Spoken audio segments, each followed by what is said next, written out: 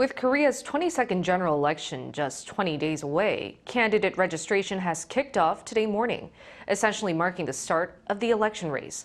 Our National Assembly correspondent Shin Ha-young has the details. Candidate registration for South Korea's general election has begun. It will run for 2 days starting today from 9 a.m. to 6 p.m. Personal details including asset declarations, military service status, and criminal records of registered candidates will be publicly available through the National Election Commission's website. Both the ruling and main opposition parties last week each announced their 10 key pledges for the next 4 years with a shared emphasis on tackling the country's low birth rate.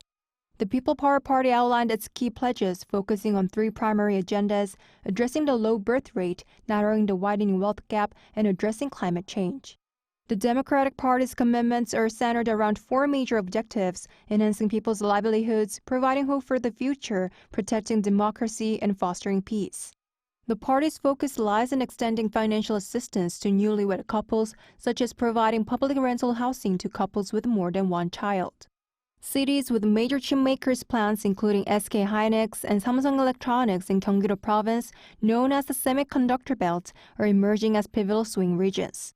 Parties have been announcing chip-related pledges and nominating influential candidates in these areas. The ruling party pledged full support for the government's plan to create a mega chip cluster in Gyeonggi-do Province by 2047 and simplify the process for chip development and investment permits. The Semiconductor Belt is essentially a creation of the People Power Party. We are the ruling party, and President Yoon has made a lot of diplomatic efforts regarding semiconductor issues.